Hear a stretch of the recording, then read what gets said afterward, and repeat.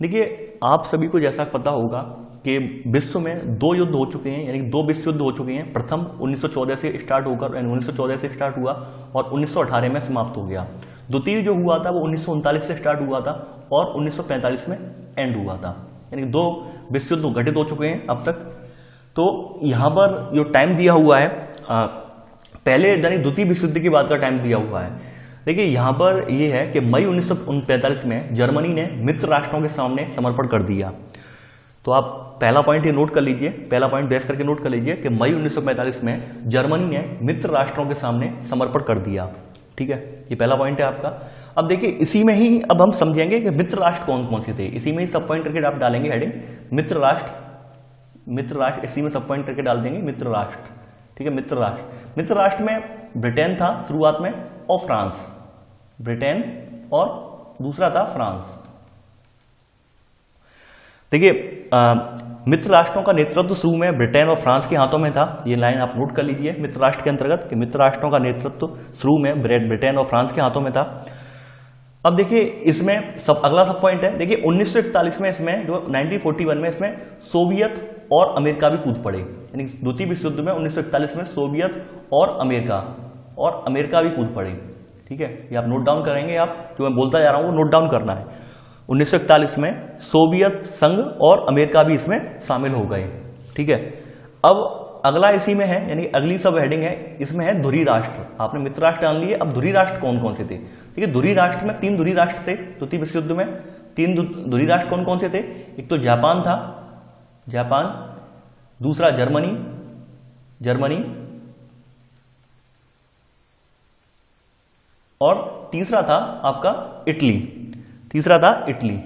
ये 3 जो है धुरी राष्ट्र थे इटली। ठीक है, तो ये नोट कर लीजिए यहाँ पे मित्र राष्ट्र में ब्रिटेन और यानी कि मित्र राष्ट्रों का नेतृत्व शुरू में ब्रिटेन और फ्रांस ने के हाथों में था। अगला सब पॉइंट है 1941 में सोवियत संघ और अमेरिका भी इसमें शामिल हो गए। और अगला सब पॉइंट है धुरी राष्ट्र डैश लगा के जर्मनी, इटली और जापान। ठीक है, अब चलिए आगे बढ़ते हैं। अब देखिए अगली जो हेडिंग है आपकी, अब यहां से चैप्टर स्टार्ट होता है। पहले भूमिका जान लेते हैं, यानी कैसे कैसे पूरा घटनाक्रम बना और कैसे कैसे हिटलर का उदय हुआ पूरा जानेंगे यहाँ पर। तो आप सबसे पहले आज हेडिंग ये है, हेडिंग आप डालेंगे प्रथम विश्व युद्ध के बाद घटनाक्रम। प्रथम विश्व युद्ध के बाद घटनाक्रम आपकी हेडिंग जो है वो ये पड़ेगी प्रथम विश्व युद्ध के बाद घटनाक्रम। ठीक है, ये हेडिंग आप डाल लीजिए, ये हेडिंग आपको डालनी है के बाद घटनाक्रम। ठीक है, प्रथम विश्व युद्ध के बाद घटनाक्रम आपने हेडिंग डाल ली होगी। अब इसके अंतर्गत सब हेडिंग है प्रथम विश्व युद्ध के बाद घटनाक्रम, इसके अंतर्गत सब हेडिंग है अब। ठीक है, सब हेडिंग है अब आपकी कि बायमर गणराज्य का जन्म। देखिए एक बात मैं आपसे बोलना चाह रहा हूं कि आप नोट्स बनाते समय कम से कम 2 से 3 कलर के पेन रखा करें अपने पास में, 2 से 3 रंग के पेन रखा करें, ताकि जैसे सब हेडिंग है वो किसी और रंग से डालिए, मेन हेडिंग किसी और रंग से, कुछ जो इंपॉर्टेंट लाइन आ रही है उसे जो अंडरलाइन करना है वो किसी और रंग से कीजिए। इससे क्या होगा, नोट्स थोड़े अट्रैक्टिव बनेंगे तो आपका भी पढ़ने का मन करेगा। ठीक है, तो पहली इसमें जो है पहला जो है सब हेडिंग इसी में है बायमर गणराज्य का जन्म है। ठीक है, देखिए बायमर गणराज्य का जन्म जो है यहाँ पर जो हुआ है, बायमर गणराज्य का जन्म जो है, ये गणराज्य का जन्म जो था 1918 में जब घुटने टेक दिए थे जर्मनी ने, साम्राज्यवादी जर्मनी ने पराजय हो गई थी, तब ये बायमर गणराज्य का जन्म हुआ 1918 के बाद। यानी पहला विश्व युद्ध आपको पता है 1914 से 1918 तक चला है। और 1918 में जब यहाँ पर फिर से जर्मनी की जब हार हो गई शुरुआत में, तब इसने घुटने टेक दिए, यानी केंद्रीय शक्तियों के सामने जर्मनी ने घुटने टेक दिए। ठीक है, और यहाँ इसके बाद क्या हुआ, वहां पर संसदीय व्यवस्था की गई, यानी कि बायमर गणराज्य का जो गठन ऐसे ही हुआ था कि प्रथम विश्व युद्ध के दौरान जब जर्मनी परास्त हो गया, परास्त होने के बाद वहां पर जो संसदीय पार्टियों ने जर्मनी की राज्य व्यवस्था को नए सिरे से सजोने का ये मौका दिया। यानी कि पहली बार जो हमसे गलती हो गई, जो थोड़ी गलती हो गई, अब वो गलती ना हो, तो हमें अब उस व्यवस्था को दोबारा से सजोना है। तो इस उद्देश्य के साथ वो लोग फिर से जुट गए। तो देखिए अब आप इसमें नोट करेंगे, अब इसी में नोट करना है आपको बायमर गणराज्य का जन्म में पहला पॉइंट नोट करना है। पहला पॉइंट यहाँ पे नोट करेंगे 1918 में घुटने टेकने के बाद साम्राज्यवादी जर्मनी की पराजय और सम्राट के पदत्याग ने वहां की संसदीय पार्टियों को जर्मन राजनीतिक व्यवस्था को नए सिरे से संजोरने का मौका दिया। फिर से रिपीट कर रहा हूं लाइन। 1918 में घुटने टेकने के बाद साम्राज्यवादी जर्मनी की पराजय और सम्राट के पदत्याग ने वहां की संसदीय पार्टियों को जर्मन राजनीतिक व्यवस्था को नए सिरे से संजोने का मौका दिया। यह आपकी पहली लाइन है, नोट कर ली होगी। ठीक है, अगली इसी में है, यानी अगला पॉइंट है इसी में। वाइमर में एक राष्ट्रीय सभा की बैठक में, यानी वाइमर में एक राष्ट्रीय सभा की बैठक बुलाई गई। तो वाइमर में एक राष्ट्रीय सभा की बैठक में संघीय आधार पर, वाइमर में एक राष्ट्रीय सभा की बैठक में संघीय आधार पर एक लोकतांत्रिक संविधान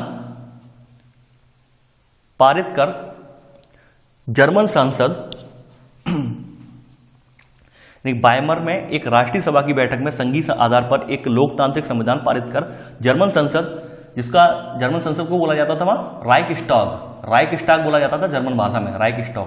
जर्मन संसद राइकस्टाग के लिए जनप्रतिनिधियों का चुनाव किया जाने लगा। फिर से रिपीट कर रहा हूं सेकंड पॉइंट कि वाइमर में एक राष्ट्रीय सभा की बैठक में संघीय आधार पर एक लोकतांत्रिक संविधान पारित कर जर्मन संसद राइकस्टाग के लिए जनप्रतिनिधियों का चुनाव किया जाने लगा। अब इसी में सब पॉइंट है सेकंड पॉइंट में मताधिकार, यानी मताधिकार का अधिकार किसे मिला? मताधिकार डैश लगा के लिखेंगे। औरतों समेत समस्त वयस्क प्रतिनिधियों को, वयस्क नागरिकों को, औरतों समेत समस्त वयस्क नागरिकों को, मताधिकार डैश लगा के औरतों समेत समस्त वयस्क नागरिकों को। अब देखिए वाइमर गणराज्य का जन्म आपने पढ़ लिया यहाँ पे। अब चलिए आगे बढ़ते हैं। अब देखिए अगली जो हेडिंग है, अगली हेडिंग हम यहीं पे लिख दे रहे हैं। अगली हेडिंग है जर्मनी पर हार का प्रभाव, यानी जर्मनी पर हार का क्या प्रभाव पड़ा, जर्मनी पर हार का प्रभाव। ये हेडिंग है आपकी, हार का प्रभाव। ठीक है, ये हेडिंग आप डाल लीजिए, जर्मनी पर हार का क्या प्रभाव पड़ा, यानी प्रथम विश्व युद्ध की हार के बाद तो वहां पे संसदीय प्रणाली गठित हो गई। अब इसके बाद के मतलब क्या प्रभाव पड़ा वहां पे। ठीक है, अब देखिए जर्मनी की जो हार के बाद यहां पर इन्होंने मित्र राष्ट्रों के साथ एक संधि की थी, वर्साई की संधि, एक शांति संधि हुई थी वर्साई की संधि के नाम से। तो जो ये संधि जो हुई थी, इस संधि को लेकर जर्मनी में बहुत ज्यादा ये अपमानजनक थी जर्मनी के लिए, जर्मनी के लोगों के लिए। जर्मनी के लोगों ने इसे बहुत ही ज्यादा मतलब अपमान के तरीके से देखा कि भाई इससे तो हमारा बहुत ज्यादा अपमान हुआ है। ठीक है, तो एक मतलब कुंठित हो गया था जर्मनी अपने आप में। प्रथम विश्व युद्ध के बाद वर्साई की संधि ने उसे अपने आप में कुंठित कर दिया, क्योंकि इस संधि की वजह से उसके बहुत बड़े भूभाग पर जो है उपनिवेशों का शासन हो गया। जैसे 10% आबादी जो है उपनिवेशों के अंडर में आ गई, 13% भूभाग और 75% लौह भंडार, 26% वहां के कोयला भंडार, ये सब जो थे इन पर फ्रांस, पोलैंड, डेनमार्क और लिथुआनिया के हवाले उसे करने पड़े थे वर्साई संधि के बाद। तो ये उसके लिए एक अपमानजनक विषय था। ठीक है, तो आप पहला पॉइंट नोट करेंगे, या पहला पॉइंट इसी में नोट करेंगे, वर्साई में हुई शांति संधि, वर्साई में हुई शांति संधि जर्मनी की जनता के लिए अपमानजनक थी। जर्मनी की जनता के लिए अपमानजनक थी। जर्मनी को, इसी में लिखेंगे आगे, जर्मनी को अपने सारे उपनिवेश तकरीबन 10% आबादी, 13% भूभाग, 75% लौह भंडार और 26% कोयला भंडार फ्रांस, पोलैंड, डेनमार्क और लिथुआनिया के हवाले करने पड़े। पहला पॉइंट फिर से रिपीट कर रहा हूं, वर्साई में हुई शांति संधि जर्मनी के लिए अपमानजनक थी। जर्मनी को अपने सारे उपनिवेश तकरीबन 10% आबादी, 13% भूभाग, 75% लौह भंडार और 26% कोयला भंडार फ्रांस, पोलैंड, लिथुआनिया, डेनमार्क को देना पड़ा या हवाले करना पड़ा। ठीक है, अब देखिए इसके बाद क्या हुआ, यानी वर्साई संधि में और क्या था। वर्साई संधि में अब अगला सेकंड पॉइंट है, जर्मनी ने सेना भंग कर दी, जर्मनी की सेना भंग कर दी गई। यानी वर्साई संधि के अंतर्गत क्या हुआ कि जर्मनी की सेना भंग कर दी गई और अपराध बोध अनुच्छेद, वार गिल्ट क्लॉज, और अपराध बोध अनुच्छेद वार गिल्ट क्लॉज के तहत युद्ध में हुई तबाही के लिए उसे दोषी ठहराया गया। यानी किसे? जर्मनी को दोषी ठहराया गया। इसके एवज में जर्मनी पर 6 अरब पाउंड का जुर्माना भी लगा। यानी इसके एवज में जर्मनी पर 6 अरब पाउंड का जुर्माना लगाया गया।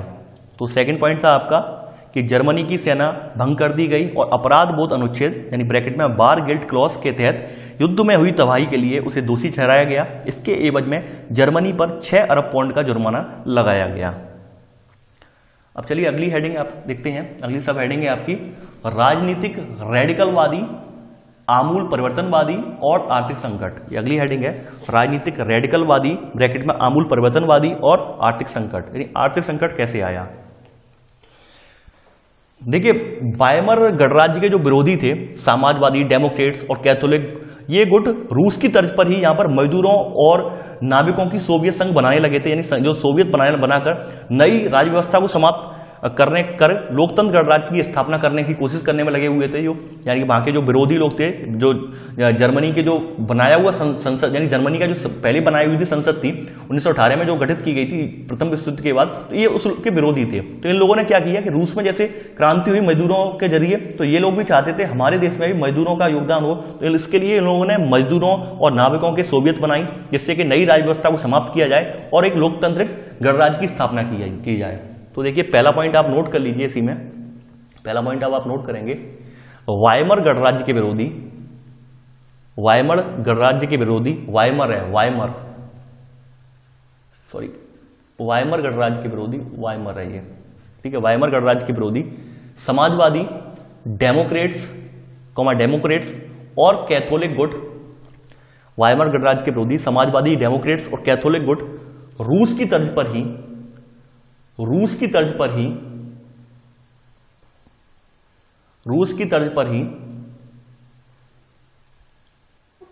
मजदूरों और नाविकों की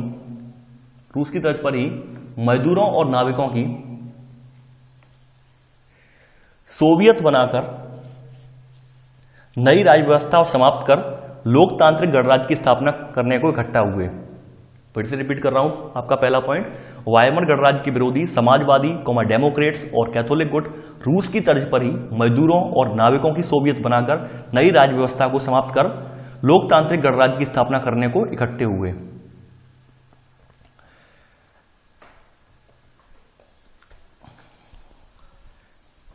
देखिए, अब ये लोग इकट्ठे तो हो गए। इसके बाद क्या हुआ, वाइमर गणराज्य ने क्या किया, इस विद्रोह को जो है कुचल दिया। सेकंड पॉइंट नोट करेंगे, वाइमर गणराज्य ने इस विद्रोह को कुचल दिया, वाइमर गणराज्य ने इस विद्रोह को कुचल दिया, परंतु स्पार्टकिस्टों ब्रैकेट में लिख लेना विरोधियों, स्पार्टकिस्टों के आगे ब्रैकेट में लिख लेना विरोधियों। यानी स्पार्टकिस्ट जो है विरोधियों को बोला जाता था, स्पार्टकिस्टों यानी विरोधियों, ठीक है। विरोधियों ने जर्मनी में कम्युनिस्ट पार्टी की नींव डाली, स्पार्टकिस्टों ने जर्मनी में कम्युनिस्ट पार्टी की नींव डाली। सेकंड पॉइंट है, वाइमर गणराज्य ने इस विद्रोह को कुचल दिया, परंतु स्पार्टकिस्टों यानी विरोध ब्रैकेट में विरोधियों ने जर्मनी में कम्युनिस्ट पार्टी की नींव डाली। अब देखिए, इसकी नींव पड़ने से क्या हुआ, जो राजनीतिक रेडिकलवादी विचारों को यहां पर आर्थिक संकट से और यानी कि जो इसकी नींव पड़ गई, यानी कि कम्युनिस्ट पार्टी की नींव पड़ गई, ऊपर से ये देश पूरा आर्थिक संकट से जूझ रहा था। तो ऐसे मौके पर जो रेडिकलवादी थे उनके मुंह खुल गए और रेडिकलवादियों को यहां पर और मौका मिला। आर्थिक संकट को देखते हुए रेडिकलवादियों को बोलने में, यानी वाइमर गणराज्य के बारे में बोलने के लिए और मौका मिला। तो अगला पॉइंट या तीसरा पॉइंट आप लिखेंगे, तीसरा पॉइंट आप नोट करेंगे, राजनीतिक रेडिकलवादी विचारों को आर्थिक संकट से और बल मिला। राजनीतिक रेडिकलवादी विचारों को आर्थिक संकट से और बल मिला, ठीक है। यह है लाइन आपकी, राजनीतिक रेडिकलवादी विचारों को आर्थिक संकट से और बल मिला, 1923 के आर्थिक संकट से और बल मिला, ठीक है। यह आपकी लाइन थी, ये वाली तीसरा वाला पॉइंट था। अब चलिए आगे बढ़ते हैं। अब देखिए, अगली जो हेडिंग है ये है आपकी जो है, ये है आर्थिक संकट। यानी अगली जो हेडिंग है ये है आर्थिक संकट। आप डाल लीजिए अगली हेडिंग, आर्थिक संकट, ठीक है। आपने डाल ली होगी आर्थिक संकट हेडिंग, ये डाल ली होगी आपने। अब इसमें नोट करेंगे, देखिए, प्रथम विश्व युद्ध के बाद जर्मनी पर बहुत ज्यादा कर्ज हो गया था, क्योंकि प्रथम विश्व युद्ध जर्मनी ने कर्ज लेकर ही लड़ा था। तो इसके लिए उसने जो है कर्ज चुकाने के लिए स्वर्ण मुद्रा को हर्जाने के रूप में दिया, जैसे बुलियन बोला जाता है स्वर्ण मुद्रा को, बुलियन के रूप में उसने कर्ज चुकाना पड़ा उसे। और धीरे धीरे करके जो जर्मनी के स्वर्ण भंडार थे वो खाली हो गए इस युद्ध के चक्कर में। और एक समय ऐसा आया 1923 के बाद कि जर्मनी ने परेशान होकर ये कह दिया कि अब हम किसी का कर्ज नहीं चुकाएंगे। यानी अब हम किसी का कर्ज नहीं चुकाएंगे। इससे क्या हुआ, इससे जो फ्रांस के लोग थे जिससे वर्साई की संधि हुई थी, उन्होंने आग बबूला होकर जो बचे कुछ यहाँ के औद्योगिक इलाके थे उन पर इन्होंने कब्जा कर लिया। ठीक है, विशालतम जो कोयला भंडार थे इन पर भी इनका जो है यहाँ पर भी कब्जा हो गया इन लोगों का। तो ऐसे करके आप जानेंगे आर्थिक संकट के बारे में। तो पहला पॉइंट इसमें नोट करेंगे, आर्थिक संकट में पहला पॉइंट नोट करेंगे, प्रथम विश्व युद्ध के बाद जर्मनी पर कर्ज का काफी बोझ था। प्रथम विश्व युद्ध के बाद जर्मनी पर कर्ज का काफी बोझ था, जो उसे स्वर्ण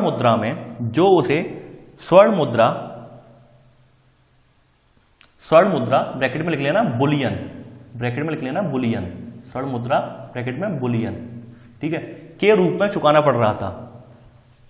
पहला पॉइंट है, प्रथम विश्व युद्ध के बाद जर्मनी पर कर्ज का काफी बोझ था, जो उसे स्वर्ण मुद्रा यानी बुलियन के रूप में चुकाना पड़ रहा था। सेकंड पॉइंट आप नोट करेंगे, धीरे धीरे जर्मनी के स्वर्ण भंडार खाली होने लगे, और 1923 में जर्मनी ने कर्ज और हर्जाना चुकाने से इनकार कर दिया। सेकंड पॉइंट है आपका, धीरे धीरे जर्मनी के स्वर्ण भंडार खाली होने लगे और 1923 में जर्मनी ने कर्ज और हर्जाना चुकाने से मना कर दिया। ठीक है, अब थर्ड पॉइंट है आपका, फ्रांस ने जर्मनी के कोयला भंडार वाले क्षेत्रों पर कब्जा कर लिया।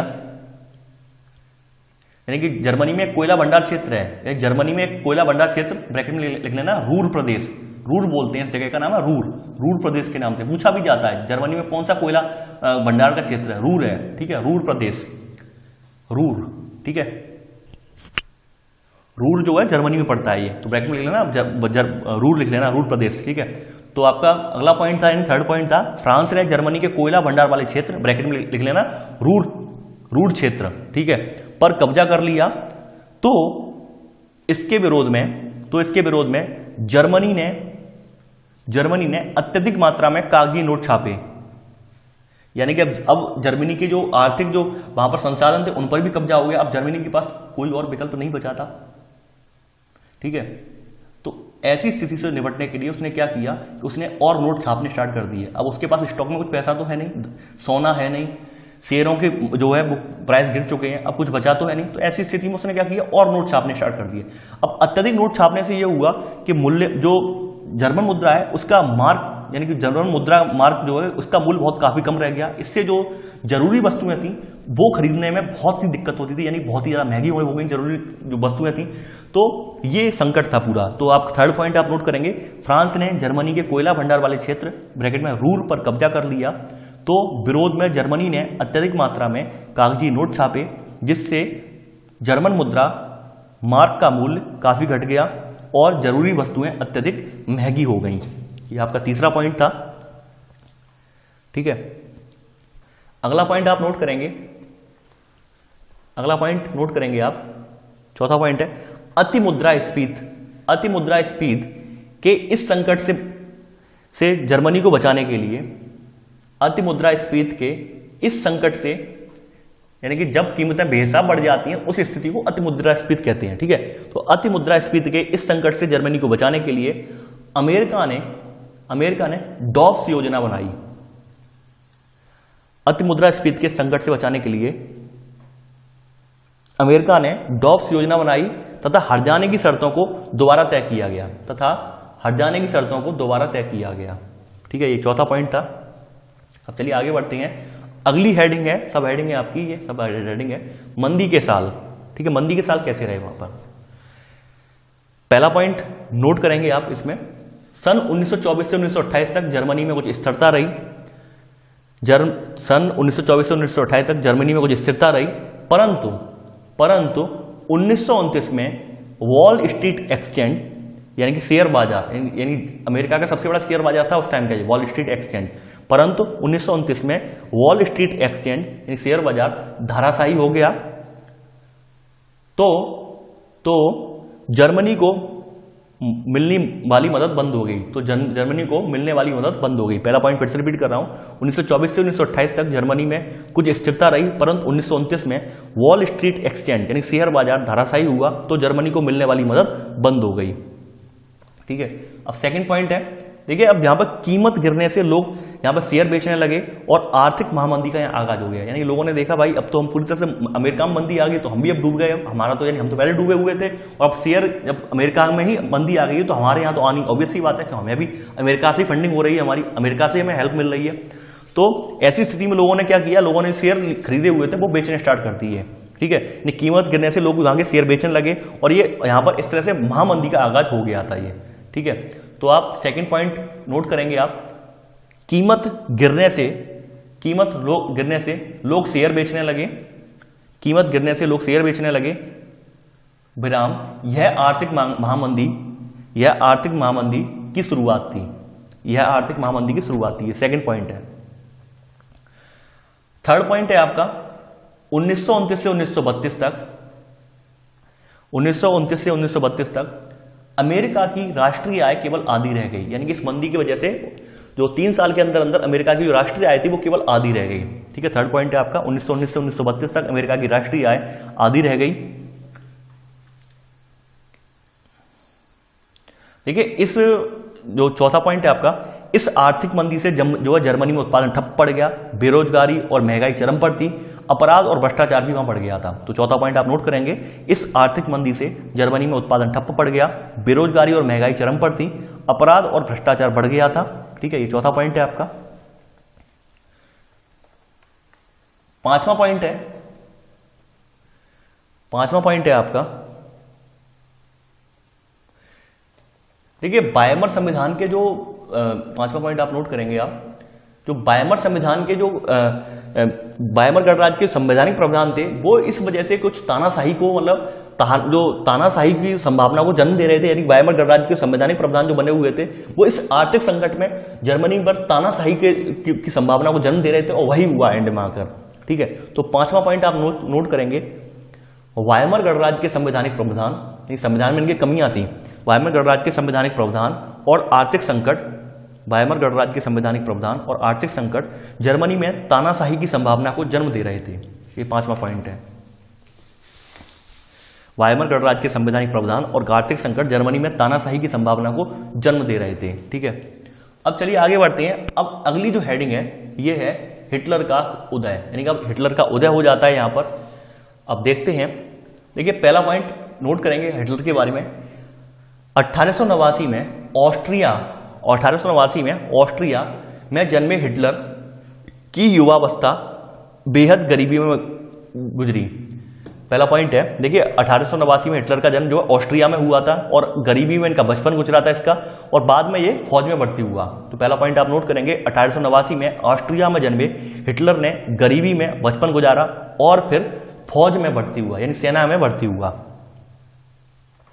सेकंड पॉइंट नोट करेंगे, देखिए ये व्यक्ति भी जो था ये जर्मनी की हार और वर्साई की संधि से बहुत आहत था।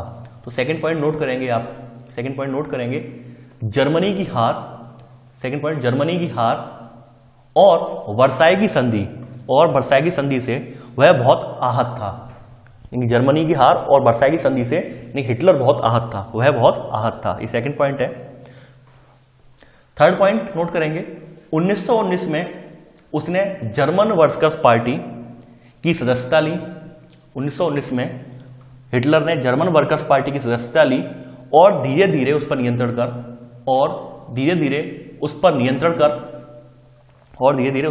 कर उसे नेशनल सोशलिस्ट पार्टी में बदल दिया, नेशनल सोशलिस्ट पार्टी के आगे ब्रैकेट में लिख लेना नाजी पार्टी, ठीक है। थर्ड पॉइंट फिर से रिपीट कर रहा हूं, 1919 में हिटलर ने जर्मन वर्कर्स पार्टी की सदस्यता ली और धीरे धीरे उस पर नियंत्रण कर उसे नेशनल सोशलिस्ट पार्टी में बदल दिया, ब्रैकेट में लिख लेना नाजी पार्टी, ठीक है।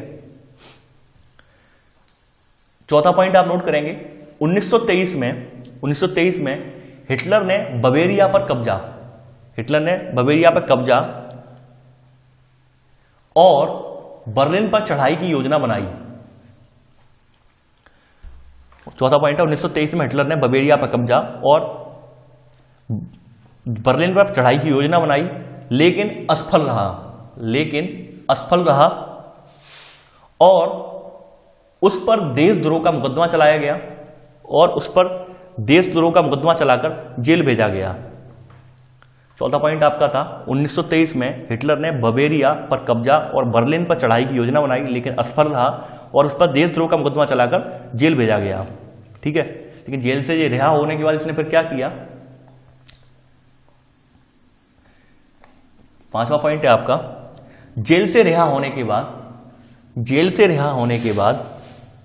1930 में आर्थिक मंदी में हिटलर ने नासीवाद को जन आंदोलन का रूप दिया। पांचवा पॉइंट आपका यही है कि जेल से रिहा होने के बाद 1930 में आर्थिक मंदी में हिटलर ने नासीवाद को जन आंदोलन का रूप दिया और 1932 में नासी पार्टी होती है वो जर्मनी की सबसे बड़ी पार्टी बनकर उभरी। इसे देखिए 1929 में, यानी 1929 के चुनाव में मात्र 2.6% वोट मिले थे, वहीं 1932 के चुनाव में इसे जो है 37% वोट हासिल हुए, यानी कि एक बड़ी पार्टी बनकर उभरी।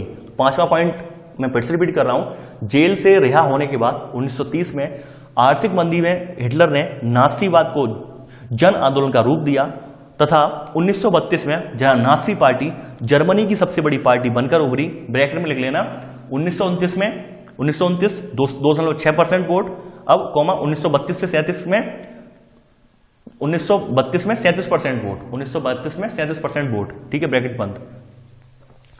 अब देखिए नासी जो थे, नासियों ने एक प्रोपेगेंडा चलाया, यानी इन्होंने बेहतर भविष्य के लिए प्रोपेगेंडा चलाया और युवाओं को आकर्षित किया इनके प्रोपेगेंडा ने। यानी प्रोपेगेंडा का मतलब होता है झूठा प्रचार करना, मीडिया में प्रचार करना है, तो इन्होंने प्रोपेगेंडा चलाया कि हम ये करेंगे, हम देश को यहां ले जाएंगे, इस ऊंचाइयों तक ले जाएंगे। तो युवा उस समय आर्थिक महामंदी का दौर चल रहा था, तो बहुत सारे युवा बेरोजगार भी थे, तो वो इनके प्रोपेगेंडा में आकर आकर्षित हुए। ठीक है, इनके प्रोपेगेंडा ने उन युवाओं को आकर्षित किया और इसके देखते हुए देखिए एक बात और बताना चाहूंगा, हिटलर बहुत अच्छा वक्ता था, हिटलर अपने जमाने का बहुत ही अच्छा वक्ता था। यानी कि जब वो बोलता था तो लोग उसके यानी सुनने के लिए लाइन लग जाती थी, तो उसने इसी बात का फायदा उठाया, यानी कि उसके एक तो प्रोपेगेंडा इतना गलत फैलाया, उसके अलावा एक अच्छा वक्ता था तो लोग उसको अपना आदर्श मानने लगे और उसके दिखाए हुए रास्ते पर वो चलने लगे। ठीक है, तो अब छठवां पॉइंट आप नोट करेंगे, यहां पर छठवां पॉइंट नोट करेंगे आप, नासियों ने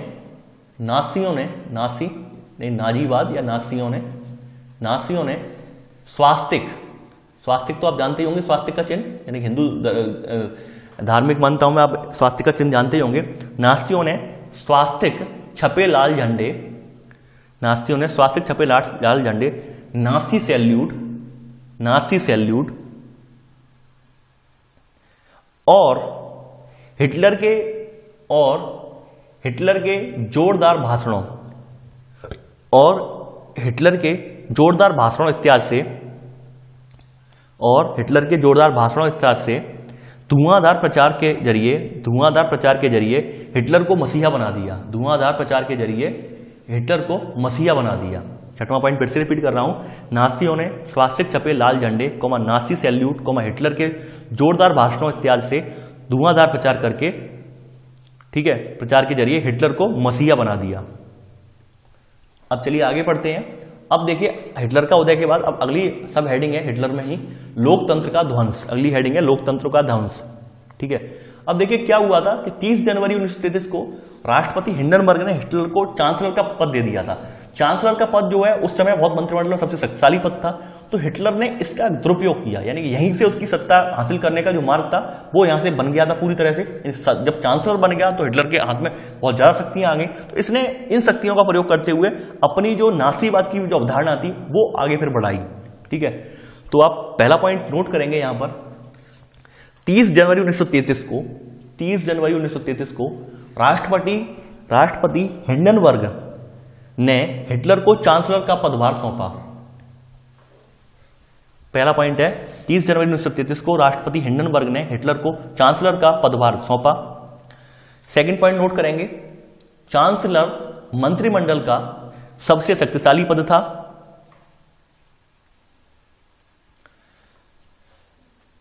चांसलर मंत्रिमंडल का सबसे शक्तिशाली पद था।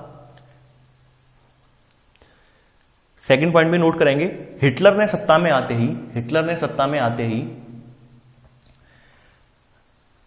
लोकतांत्रिक संरचना और संवैधानिक संगठनों को भंग करना शुरू कर दिया, और संवैधानिक संगठनों को भंग करना शुरू कर दिया। फिर से रिपीट कर रहा हूं, सेकंड पॉइंट, चांसलर मंत्रिमंडल का सबसे शक्तिशाली पद था। हिटलर ने सत्ता में आते ही लोकतांत्रिक संरचना और संवैधानिक संगठनों को भंग करना शुरू कर दिया। अब देखिए, इसी दौरान एक काम और हुआ था। इसी दौरान जो जर्मनी की संसद थी वहां पर आग लग गई, यानी कि आग लग गई, और आग लगने का जो कारण था वो विरोधियों के ऊपर गया था। आग लगने का आरोप विरोधियों के ऊपर गया था, तो हिटलर को एक मौका और मिल गया इसी बहाने से, यानी आग लगने के बहाने एक मौका मिल गया उसे। थर्ड पॉइंट आप नोट करेंगे, 28 फरवरी 1933 को जारी अग्नि अध्यादेश के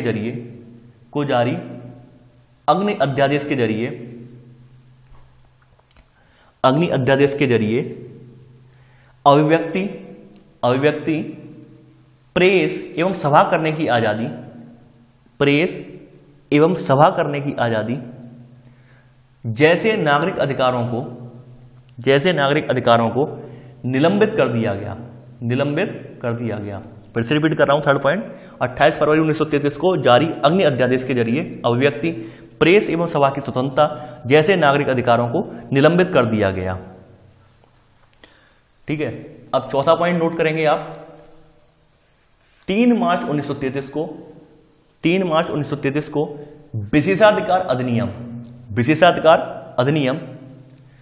यानी इनेबलिंग एक्ट,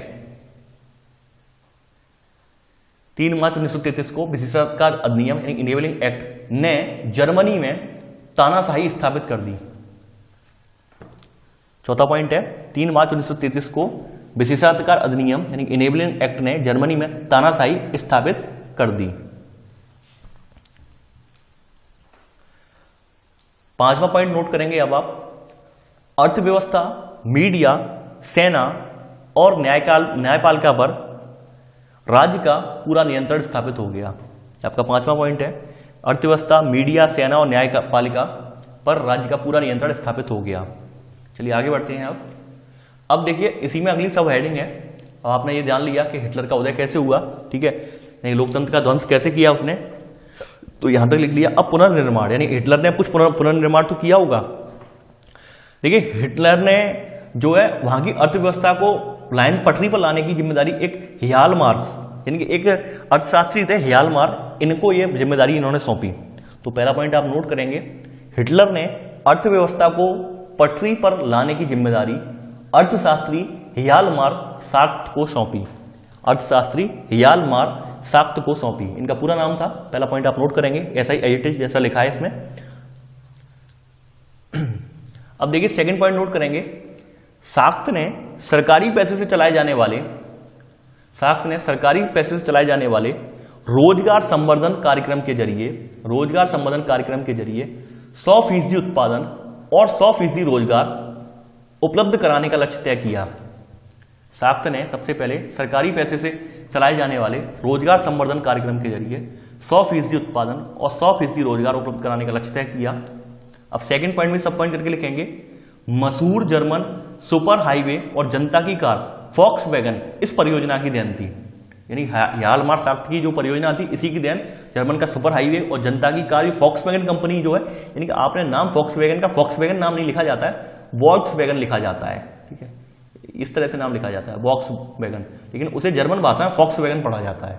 ठीक है, यानी कि पहले मैं भी इसे वॉल्क्सवैगन पढ़ता था, एस और है यहाँ पे, एस और है, ठीक है, लेकिन मुझे बाद में पता चला इसका नाम फॉक्सवैगन है। ठीक है, जर्मन भाषा में फॉक्सवैगन पढ़ा जाता है ये। तो सेकंड पॉइंट यही था, साख्त ने सबसे पहले सरकारी पैसे से चलाए जाने वाले रोजगार संवर्धन कार्यक्रम के जरिए 100% उत्पादन और 100% रोजगार उपलब्ध कराने का लक्ष्य तय किया। इसी में सेकंड पॉइंट में सब पॉइंट है, मशहूर जर्मन सुपर हाईवे और जनता की कार फॉक्सवैगन इस परियोजना की देन थी। ठीक है, अब देखिए, अब अगली हेडिंग है आपकी, यहां पर अगली हेडिंग में बता रहा हूं, ये हेडिंग है द्वितीय विश्व युद्ध की पृष्ठभूमि। अब द्वितीय विश्व युद्ध की पृष्ठभूमि कैसे तैयार होती है, द्वितीय विश्व युद्ध की पृष्ठभूमि, आप हेडिंग डाल लीजिए, द्वितीय विश्व युद्ध की पृष्ठभूमि। ठीक है, पृष्ठभूमि, द्वितीय विश्व युद्ध की पृष्ठभूमि हेडिंग है आपकी अगली।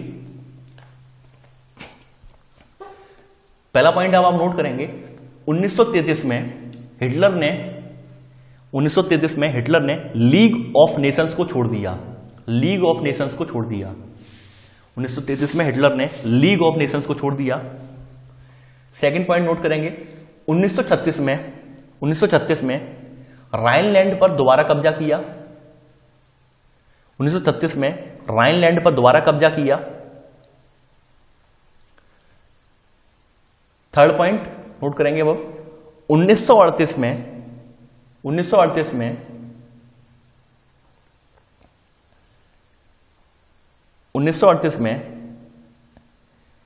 एक जन एक साम्राज्य एक नेता, 1938 में एक जन एक साम्राज्य, ये कोट्स में लिख लेना, एक जन एक साम्राज्य एक नेता का नारा देते हुए ऑस्ट्रिया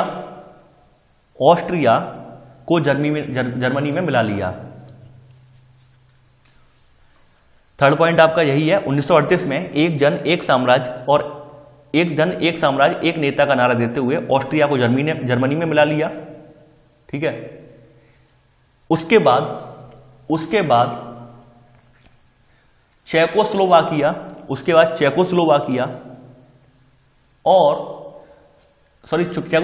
से पहले एक नाम और आएगा, चेकोस्लोवाकिया बाद में आएगा। उसके बाद सुडेंटनलैंड, उसके बाद सुडेंटनलैंड और चेकोस्लोवाकिया पर कब्जा किया। थर्ड पॉइंट फिर से रिपीट कर रहा हूं, 1938 में एक जन एक साम्राज्य एक नेता का नारा देते हुए ऑस्ट्रिया को जर्मनी में मिला लिया। उसके बाद सुडेंटलैंड और चेकोस्लोवाकिया पर कब्जा किया। देखिए, जो हिटलर था, हिटलर की ये मानना था कि हमारा देश तो दिवालिया हो चुका है, हम जब तक दूसरे देशों पर कब्जा नहीं करेंगे तब तक हमारे पास संसाधन नहीं आएंगे, हमारे पास आर्थिक शक्ति के रूप में हम बनकर नहीं उभरेंगे। उसकी इसी चाहत ने उसे ज्यादा से ज्यादा देशों को हड़पने के लिए, आगे बढ़ने के लिए प्रेरित किया। यानी उसका मानना यही था कि हम जितना अपनी सीमाओं का विस्तार करेंगे उतने ही संसाधन हमारे पास ज्यादा होंगे। ये संसाधनों की चाह उसके अंदर बढ़ती गई। ठीक है, तो अगला पॉइंट आप नोट करेंगे, चौथा पॉइंट, जर्मनी की सीमाओं का विस्तार करने और ज्यादा संसाधनों की चाह में जर्मनी की सीमाओं का विस्तार करने और ज्यादा संसाधनों की चाह में उसने पोलैंड पर हमला कर दिया। 1939 में पोलैंड पर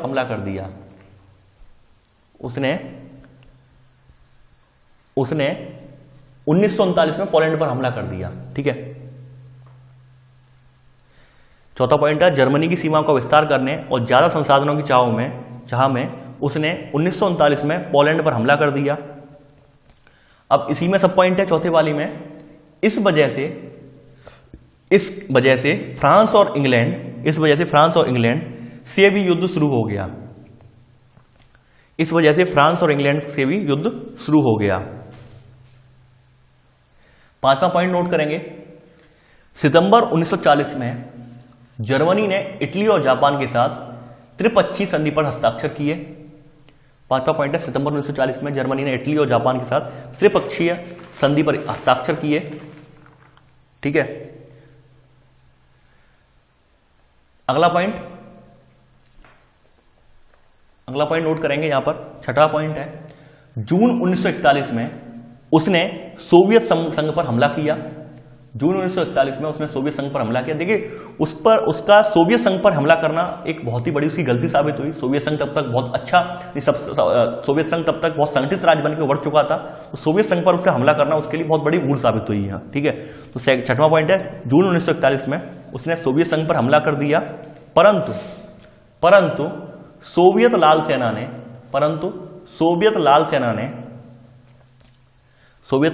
ने जर्मन सेना को परास्त कर बर्लिन के बीचों बीच दबदबा बना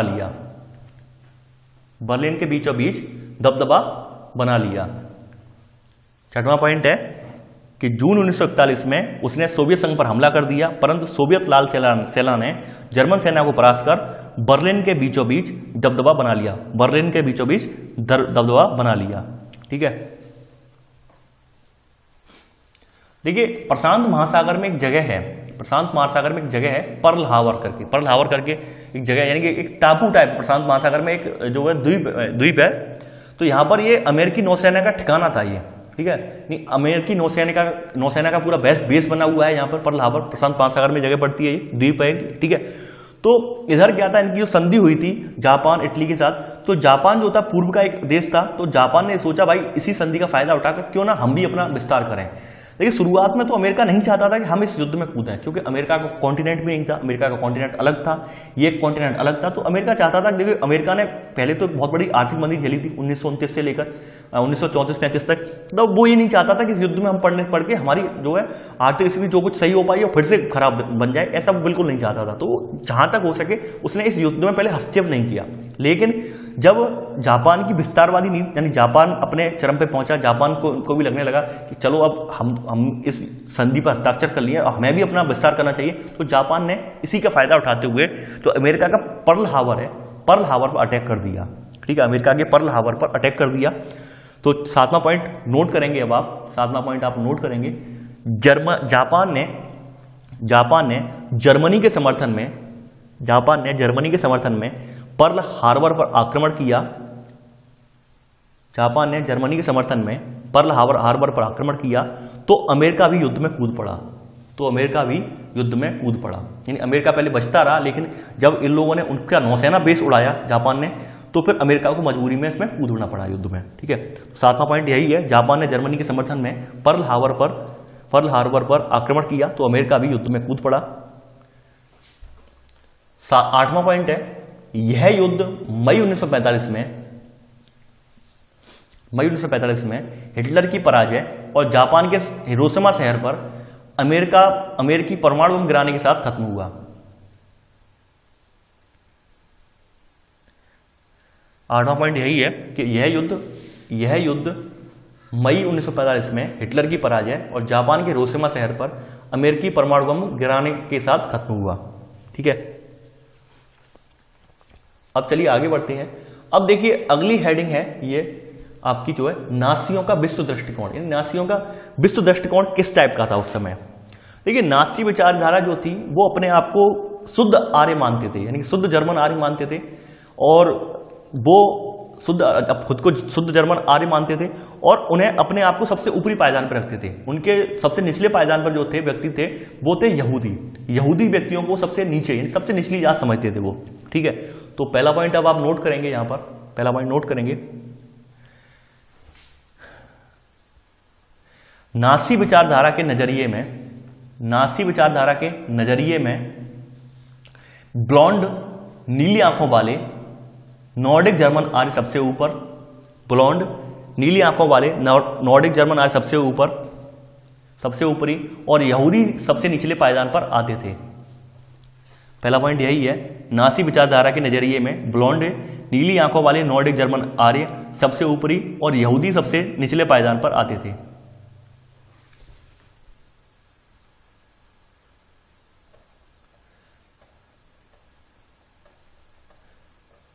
अब देखिए इसी में सब पॉइंट है, यहूदियों को नस्ल विरोधी यानी आर्यों का कट्टर शत्रु माना जाता था। यहूदियों को नस्ल विरोधी यानी आर्यों का कट्टर शत्रु माना जाता था। ये इस पहले पॉइंट के सब पॉइंट है। अब देखिए हिटलर की जो सोच थी, इसकी सोच की दाद देनी पड़ेगी। इसने अपनी सोच जो थी ये दो प्रकृति वैज्ञानिकों से सोच ली थी, यानी प्रकृति वैज्ञानिकों की जो कथन थे, एक थे चार्ल्स डार्विन और दूसरे थे हार्बर्ट स्पेंसर। चार्ल्स डार्विन और हार्बर्ट स्पेंसर, इनके विचारों को यानी कि विज्ञान के विचारों से इसने प्रेरित था ये। तो डार्विन का एक प्रकृति विज्ञानी थे, डार्विन ने एक विकास और प्राकृतिक चयन की अवधारणा का सिद्धांत दिया था जिसमें पौधे और पशुओं की उत्पत्ति की उन्होंने व्याख्या की थी। वहीं हार्बर्ट स्पेंसर ने एक थ्योरी दी थी सर्वाइवल ऑफ द फिटेस्ट, यानी अतिजीवता का सिद्धांत। यानी इसका मतलब ये है कि जो प्रजाति सबसे ज्यादा संघर्ष करती है वही जिंदा बचती है, जो प्रजाति संघर्ष करती है वही जिंदा बचती है। अगर आप संघर्ष नहीं करेंगे तो आप जिंदा नहीं बचेंगे। तो इस बात ने जो है हिटलर को बहुत ज्यादा प्रभावित किया। उसका मानना यह था कि अगर जो नाजीवाद के लोग जो है वो अगर संघर्ष नहीं करेंगे तो नाजीवाद आगे बढ़ेगा नहीं और नाजीवाद का पतन हो जाएगा। इसलिए हमें संघर्ष करना है, अगर संघर्ष करेंगे तभी पूरी दुनिया हमारी मुट्ठी में होगी, ठीक है। ये उसका ऐसा मानना था। तो आप सेकंड पॉइंट नोट करेंगे, अब आप सेकंड पॉइंट नोट करेंगे, हिटलर की नस्ली सोच चार्ल्स डार्विन और हर्बर्ट स्पेंसर जैसे विचारकों के सिद्धांतों पर आधारित थी। सेकंड पॉइंट यही है आपका कि हिटलर की सोच चार्ल्स डार्विन और हर्बर्ट स्पेंसर जैसे विचारकों के सिद्धांतों पर आधारित थी। अब इसी में सब पॉइंट करके लिखेंगे, डार्विन प्रकृति विज्ञानी थे जिन्होंने विकास और प्राकृतिक चयन की अवधारणा के जरिए पौधों और पशुओं की उत्पत्ति की व्याख्या का प्रयास किया था। ठीक है। अब सेकंड सब पॉइंट है, हर्बर्ट स्पेंसर ने अतिजीवता का सिद्धांत ब्रैकेट में सर्वाइवल ऑफ द फिटेस्ट, जो सबसे योग्य है वही जिंदा बचेगा, यह विचार दिया। ये दोनों सब पॉइंट आप लिख लीजिए। ठीक है। तो सेकंड पॉइंट ये पूरा मैंने जो लाइन खींच दी है वही है सेकंड पॉइंट। ठीक है। चलिए आगे बढ़ते हैं। अब देखिए हिटलर की जो अब अगला पॉइंट है, तीसरा पॉइंट है, हिटलर की विचारधारा का दूसरा पहलू लेविन-स्ट्राउम था। लेविन-स्ट्राउम का मतलब होता है जीवन की परिधि। जीवन की परिधि की भूराजनीतिक अवधारणा, यानी कि भूराजनीतिक अवधारणा से अभिप्राय यह था कि आप अपने लोगों को बसाने के लिए ज्यादा से ज्यादा इलाकों पर कब्जा करना जरूरी है। इससे हमारे जो मातृ देश है, यानी कि हमारा जो जर्मनी है, उसका क्षेत्रफल बढ़ेगा, तो हमारे जन्म स्थान के साथ लोगों के, नए लोगों के गहरे संबंध भी स्थापित होंगे और हमारा शासन का भी विस्तार होगा और हमें बेहिसाब संसाधन भी मिलेंगे। तो इसकी ये विचारधारा लेविन-स्ट्राउम, यानी वहां की भाषा में लेविन-स्ट्राउम या जीवन परिधि या भू राजनीतिक अवधारणा से संबंधित थी। ठीक है। तो थर्ड पॉइंट आप नोट कर लीजिए, हिटलर की विचारधारा का दूसरा पहलू लेविन-स्ट्राउम या जीवन परिधि की भू राजनीतिक अवधारणा से संबंधित था, या जीवन परिधि की भू राजनीतिक अवधारणा से संबंधित था। ये थर्ड पॉइंट है। देखिए चौथा पॉइंट नोट करेंगे अब आप, पोलैंड इस धारणा की पहली प्रयोगशाला बना। मतलब नाजी विचारों की पहली प्रयोगशाला, यानी सबसे पहले अटैक पोलैंड पर ही हुआ था, यहीं से विश्व युद्ध शुरू हुआ, तो पोलैंड इस धारणा की पहली प्रयोगशाला बना। ठीक है। चलिए आगे बढ़ते हैं। अब देखिए अगली हेडिंग है ये आपकी नस्लवादी राज्य की स्थापना। देखिए अब जो नाजी लोग थे, यानी कि जो अपने आप को नॉर्डिक जर्मन आर्य मानते थे, यानी कि शुद्ध रक्त वाली मानते थे अपने आप को, इन लोगों ने किस तरह से मतलब जो है वहां पर नरसंहार किया, वो अब हम यहाँ पे जानेंगे। देखिए पहला पॉइंट अब यहाँ पे नोट करेंगे, जर्मनी में रहने वाले जिप्सियों, देखिए जिप्सियों के आगे लिख लेना सिंती और रोमा समुदाय, सिंती एंड रोमा समुदाय, जिप्सी, सिंती और रोमा समुदाय के लोगों को बोला जाता था। ब्रैकेट बंद। जर्मनी में रहने वाले जिप्सियों, सिंती और ब्रैकेट में सिंती और रोमा समुदाय और अश्वेतों की पहले तो जर्मन नागरिकता छीन ली गई और बाद में उन्हें मार दिया गया। नस्लवादी राज्य की स्थापना में करने में उन्होंने सबसे पहले क्या किया, जर्मनी में रहने वाले जिप्सियों यानी कि ब्रैकेट में सिंती और रोमा समुदाय और अश्वेतों की पहले तो जर्मन नागरिकता छीन ली और उसके बाद उन्हें मार दिया गया। ये पहला पॉइंट है आपका। अब देखिए अब इन्होंने जो है यहूदियों से नफरत इन्हें किस टाइप से थी। यहूदियों से नफरत होने का रीजन मैं बता रहा हूं, सेकंड पॉइंट है आपका, ईसाइयों का आरोप था कि ईसा मसीह को यहूदियों ने ही मारा था। ईसाइयों का आरोप था कि ईसा मसीह को यहूदियों ने ही मारा था। उनकी नजर में ईसाइयों की नजर में यहूदी आदतन हत्यारे और सूदखोर थे। ये सेकंड पॉइंट है। ईसाइयों का आरोप था कि ईसा मसीह को यहूदियों ने मारा था। उनकी नजर में यहूदी आदतन हत्यारे और सूदखोर थे। अब सब पॉइंट सेकंड में सब पॉइंट नोट करेंगे आप। यहूदी व्यापार और धन उधार देने का धंधा करके अपना गुजारा चलाते थे। यहूदी व्यापार और धन उधार देने का धंधा करके गुजारा चलाते थे। वे वाकी समाज से अलग बस्तियों में रहते थे जिन्हें घेटो यानी दड़वा कहा जाता था। सेकंड का सब पॉइंट है, यहूदी व्यापार और धन उधार देने का धंधा करके गुजारा चलाते थे। वे बाकी समाज से अलग बस्तियों में रहते थे जिन्हें घेटो कहा जाता था। ठीक है, घेटो या दड़वा कहा जाता था। अब देखिए यहूदियों की मौत का सिलसिला कैसे स्टार्ट हुआ, तो अगली हेडिंग है यहूदियों की मौत का सिलसिला। इसमें आप केवल चरण लिख लीजिए, मैं बता दे रहा हूं, जनरली ओरली बता दे रहा हूं, बस ओरली सुन लीजिए, आप लिख लेंगे आराम से वहां पे। केवल चरण लिख लीजिए, पहले क्या हुआ फिर क्या हुआ, यहूदियों की मौत का सिलसिला। यहूदियों की अगली जो हेडिंग है ये आप डालेंगे यहूदियों की मौत का सिलसिला। ठीक है, यहूदियों की मौत का सिलसिला आप हेडिंग आप डाल लीजिए। अब देखिए पहला चरण, पहली हेडिंग है पहला चरण बहिष्कार 1933 से 39 तक। इसमें सुन लीजिए, ठीक है। पहले क्या किया गया, पहले इस तरह से जो है वहां पे जो धारणा बनाई गई कि यहाँ पर जो नॉर्डिक जर्मन आ रहे हैं वो सबसे श्रेष्ठ हैं, यहूदी सबसे बिलो हैं। दूसरी धारणा यानी उनको सबसे पहले क्या किया गया, सबसे पहले वहां पर जर्मनी में नाजियों ने क्या किया कि उनके और यहूदियों के मध्य जो विवाह संबंध थे उन्हें पाबंदी लगाई। इसके बाद विवाह के बाद अगर कोई संबंध बना था उसे अपराध घोषित किया गया। इसके बाद यहूदियों पर यानी कि राष्ट्रीय ध्वज फहराने पर पाबंदी लगाई गई। उन्हें सार्वजनिक स्थानों पर उनके जैसे बैठने की सीटें वगैरह होती थी वहां पे पाबंदी लगाई गई। उनके जो रोजगार धंधे थे यानी जैसे व्यवसाय वगैरह थे, व्यवसाय वगैरह से कोई सामान न खरीदने की पाबंदी लगाई गई। इस तरह की तमाम पाबंदियां लगाई गई, यानी बहिष्कार किया गया उनका पूरी तरह से पहले चरण में, ठीक है। तो पहला यही नोट कर लीजिए, पहला चरण बहिष्कार 1933 से 1939। अब सेकेंड पॉइंट, दूसरा चरण जो है ये है दड़वाबंदी यानी गैटोसिएशन यानी 1940 से 1944। दड़वाबंदी यानी गैटोसिएशन 1940 से 1944। अब ये सुन लीजिए इसमें क्या होता है। दड़वाबंदी का मतलब ये होता है कि आपको पहले पता होगा कि वो लोग, उनकी बस्तियां अलग थी, उनकी बस्तियां अलग स्थापित थी और जर्मनी लोगों की बस्तियां बहुत अलग स्थापित थी। तो दड़वाबंदी में क्या हुआ कि उन लोगों ने यानी जर्मनी के जो नॉर्डिक आर्य वाले अपने आपको नॉर्डिक आर्य समझते थे लोग, उन लोगों ने इन लोगों को बिल्कुल समाज से काट दिया। यानी उस एरिया में ना तो कोई साफ सफाई होती थी, ना ही कोई स्वास्थ्य सुविधाएं पहुंचाई जाती थी, ना ही कोई प्रॉपर रूप से जल की आपूर्ति होने देते थे। यानी कि उन्हें बिल्कुल बस्तियों को बिल्कुल समाज से काट दिया। ऐसे में क्या हुआ, वहां पर बहुत ज्यादा गंदगी, बीमारियों और भुखमरी फैलने लगी, ठीक है। यानी उन्हें का जो जहां पर रहने के ठिकाने थे उन्हें बिल्कुल चारों तरफ से घेर के बंद कर दिया। यानी कि आप इससे बाहर नहीं निकल सकते। कहने का मतलब ये है, दड़वाबंदी का मतलब ये हुआ। दूसरा चरण ये था दड़वाबंदी यानी 1940 से 1944 का समय, ठीक है। अब तीसरा चरण क्या है, ये है सर्वनाश यानी 1941 के बाद तीसरा चरण है सर्वनाश। इसमें क्या किया गया, इसमें यह किया गया कि नाजियों को ट्रेनों में भर भर कर चैम्बरों में बंद किया गया। गैस के जो चैम्बर बनाए गए थे यानी कमरे बनाए गए थे उसमें डालकर मार दिया गया। तमाम बच्चों को मार दिया गया। यानी लाखों की संख्या में, लगभग आंकड़े इस किताब में तो लगभग 70 लाख के करीब आंकड़े लिखे हैं, लेकिन जो अन्य किताबें हैं उनमें काफी आंकड़ा बताती हैं। 2 से 3 लाख लोग इसने ऐसे ही करके मार दिए थे। तमाम गैसों के चैम्बर बनाए गए थे, उनमें डाल के इन लोगों को मार दिया गया था। गैसों के चैम्बर तमाम तरह से मार दिया गया था इन्हें तो, ठीक है। अब चलिए आगे बढ़ते हैं। अब देखिए अगली जो हेडिंग है, नाजी जर्मनी में युवाओं की स्थिति। नाजी जर्मनी में युवाओं की स्थिति, युवाओं की स्थिति क्या थी। देखिए मैंने आपसे पहले ही कहा था कि अगर कहीं के भी राष्ट्र में आपको कोई परिवर्तन देखना है तो वहां की शिक्षा व्यवस्था में परिवर्तन कर दीजिए। आप जैसे व्यक्ति चाहते हैं वैसे ही बच्चे बन जाएंगे। फॉर एग्जाम्पल, एक तो जर्मनी का एग्जाम्पल हमारे सामने ही है, नाजीबाद का एग्जाम्पल हमारे सामने ही है। दूसरा एग्जाम्पल हम अपने पड़ोसी का देते हैं। पड़ोसी हमारा कौन है, पाकिस्तान। इसका एग्जाम्पल देते हैं। देखिए पाकिस्तान के इतिहास की पुस्तकों में उन्होंने ये नहीं लिखा है कि हम लोग अंग्रेजों से आजाद हुए हैं। उन्होंने पाकिस्तान के इतिहास की पुस्तकों में ये लिखा है कि हम इंडिया से आजाद हुए हैं। और यही रीजन है कि आज की डेट में पाकिस्तान जो है ऐसी ऐसी हरकतें करता है। उसकी मतलब विचारधारा यानी जो बच्चा वहां पैदा हो रहा है, वो स्कूली किताबें पढ़ रहा है, उसके दिमाग में एक ही बात बार बार आती है कि देखिए भारत में मुसलमानों पर बहुत ज्यादा अत्याचार हुआ, इसकी वजह से हम लोगों को अंग्रेजों ने हमारी मदद की और हमें आजादी दिलाई।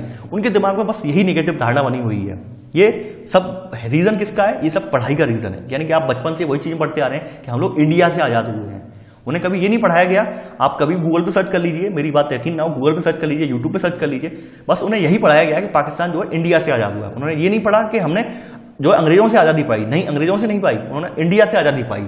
ये जो एक निगेटिव विचार उनके अंदर बना हुआ है। ठीक उसी प्रकार जर्मनी में भी यही चीज अप्लाई हुई थी कि जो अच्छे जर्मन बच्चों को नाजी शिक्षा प्रक्रिया से गुजरना पड़ता था। पहला पॉइंट आपका यही है, अच्छे जर्मन बच्चों को नाजी शिक्षा प्रक्रिया से गुजरना पड़ता था।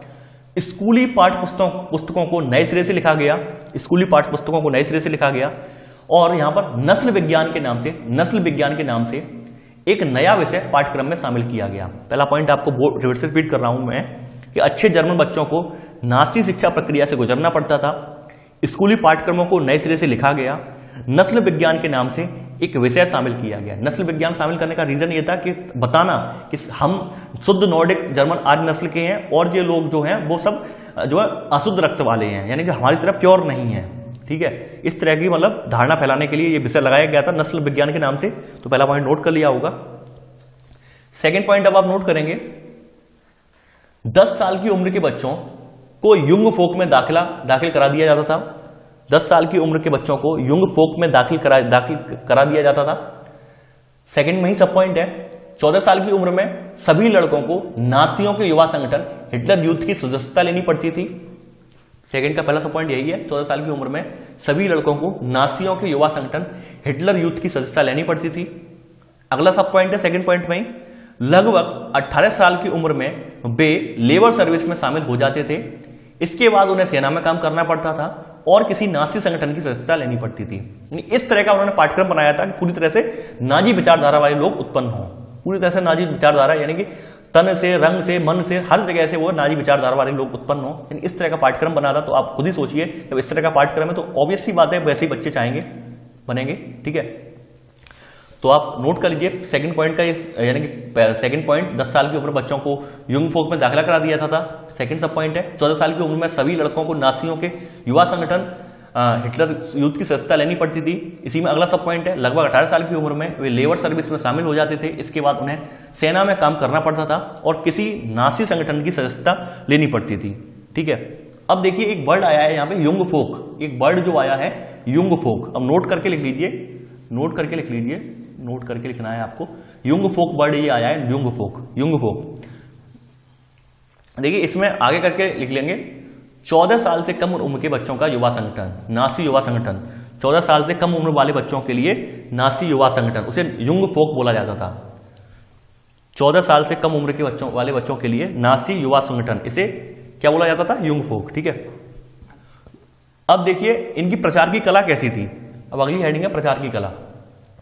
देखिए नासी बड़े होशियार थे। नासियों ने कभी अपने अधिकृत दस्तावेजों में हत्या या मौत जैसे शब्दों का इस्तेमाल नहीं किया था, क्योंकि उनका मानना यह था कि हम अपनी विचारधारा जितना फैलाएंगे, अगर हमने अपनी विचारधारा के बारे में नेगेटिव बातें फैलाएंगे तो लोग हमारी तरफ आकर्षित नहीं होंगे। तो इन्होंने शुरुआत में यही किया, यानी उस समय ऐसा कुछ मीडिया फीडिया थी नहीं कि लोगों को हाल अवेयरनेस लग जाए कि भाई ये कृत्य कर रहे हैं, ये दुष्कृत्य कर रहे हैं ये लोग, तो ऐसा कुछ था नहीं उस समय। ठीक है, तो उन्होंने इसी बात का फायदा उठाया। उन्होंने गलत, यानी प्रचार की कला में उन्होंने गलत तरीके से शब्दों का इस्तेमाल किया ताकि जो अन्य देशों वाले लोग समझ ही नहीं पाए कि यहाँ पर ये घटित हो रहा है। ठीक है, तो यहाँ प्रचार की कला में आप नोट करेंगे आप पहला पॉइंट, नासियों ने अपने अधिकृत दस्तावेजों में हत्या या मौत जैसे शब्दों का इस्तेमाल नहीं किया, कभी इस्तेमाल नहीं किया। नासियों ने अपने अधिकृत दस्तावेजों में हत्या या मौत जैसे शब्दों का कभी इस्तेमाल नहीं किया।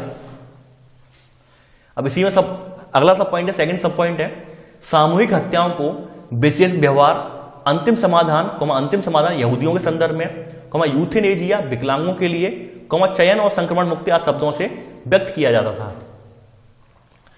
सेकंड पॉइंट यही है, सामूहिक हत्याओं को विशेष व्यवहार, अंतिम समाधान का मतलब होता था यहूदियों के संदर्भ में, यूथेनेजिया, यानी कि यूथेनेजिया का मतलब होता है इच्छा मृत्यु। ठीक है, यूथेनेजिया विकलांगों के लिए, चयन और संक्रमण मुक्ति आदि शब्दों से व्यक्त किया जाता था।